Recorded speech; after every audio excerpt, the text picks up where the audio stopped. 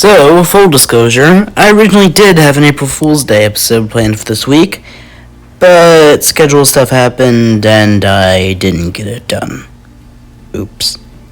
But you'll still get a good episode out of this. So, without further ado, on with the show. Good evening, and welcome to the Isle of the Draconic. My name is Thurkindoltagon, and today I'll be showing you a few more dragons we have on the island. The first we have today is called the Shriek. The Shriek is a large, tanky dragon that, as the name implies, lives only within swamps and marshlands. They are a very rare species, with only one or two believed to be left. The one we have on the island currently was first discovered when a short, genocidal dictator, known as Lord Farquaad, forced several monster morphs and humanoid creatures out of his kingdom, relocating them all to a nearby swampland.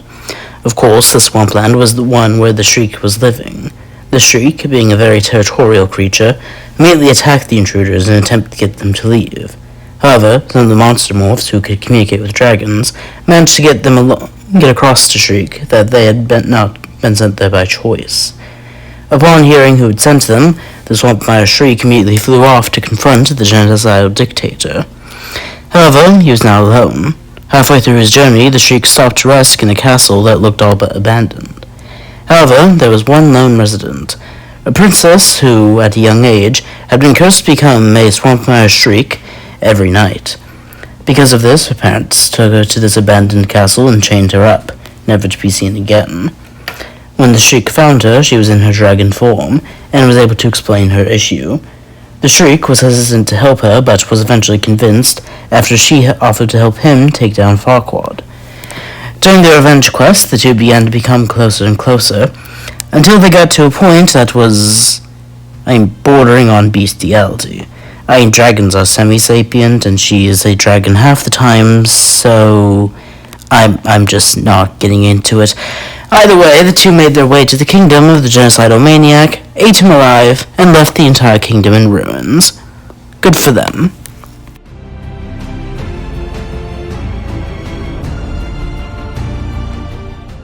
Next, we have a more recent dragon discovery, originally referred to as Summon 626. This dragon, now known as Stitch, was created by a mad sorcerer named Jukiba. This sorcerer had previously used dark and forbidden magic to create 625 dragons, but this last one was by far the most powerful. It has the ability to shapeshift, lift 3,000 times its own weight, and is all but indestructible. It could legitimately give the Black Death a run for its money. Jukiba and his summons were quickly discovered by a group known as the Beast Hunters, longtime rivals of ours. As it was an abomination of nature, they attempted to kill Summon 626. However, it did manage to escape, and made its way to a series of tropical islands, which it could not escape due to its body being too dense to fly or swim. Now, when it was created, it had a very chaotic and monstrous disposition, as it was created to destroy society and cause chaos throughout the world. However, this demeanor changed after meeting Lilo. Lilo was a young girl native to these isles. Her parents had unfortunately died, and she had been being raised by her older sister, Nani, ever since. What made this situation even more difficult was that Lilo was a monster morph, a human born with the ability to turn into a monster, with her monster form being a fish-like monster who could control the weather. As she was a monster morph, and was mature enough to not hide this fact, she was ostracized by many in her village, and that was before even adopting Summon 626. As Lilo had compassion for the creature, more so than was admittedly logical, she brought it home and took care of it. In that time, it grew to be calmer and kinder, being genuinely changed by Lilo's kindness. Even today, it is one of the few, more powerful dragons that we allow to be out in the wild, as we are sure it would only do right by its family.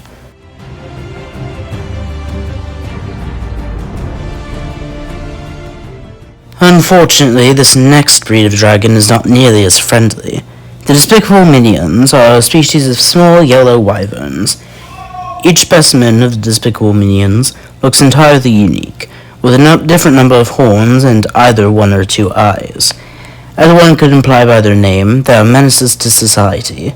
Ever since the dawn of recorded history, they have followed other dragons that have caused massive amounts of death and destruction, and have done all that they could to assist them, treating the evil dragon as the new boss. Fortunately, these dragons are also quite stupid, and their antics have almost always resulted in the death of those who they are serving. These wyverns are, in many ways, physical embodiments of chaos. Similar to our previous dragon, they are all but indestructible. They also enjoy eating bananas. However, as much as these creatures are pests on society, they have been recently, at least somewhat, domesticated. Decades ago, a dark sorcerer named Felonius of Gru, who was known for his grand exploits of theft and mass destruction, recruited these despicable minions to help him steal the moon. However, in a long story involving a duel with another dark wizards, 3 orphan ghouls, and a found family storyline, he was eventually led to the side of good. The minions, as was their nature, followed their boss and have been serving the side of chaotic good. At least for now.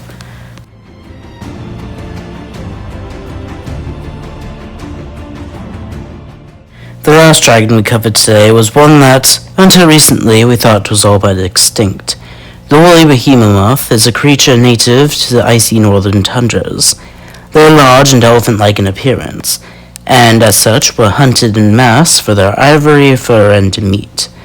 For a long while, there was only one of these creatures left, one whose family had all been killed by human hunters.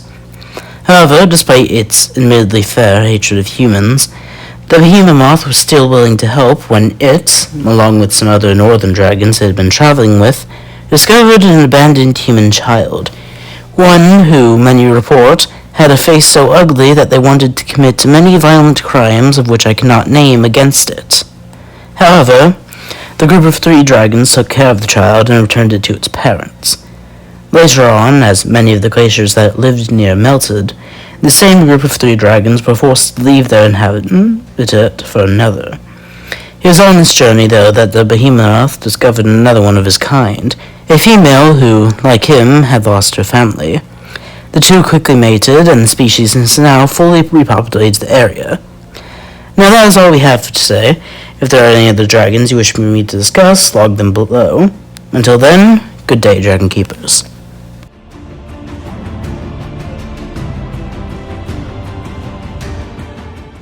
Okay, fine. This was an April Fool's Day episode. To any of you who commented, "You moron, this isn't a Pixar character," thanks for the free engagement.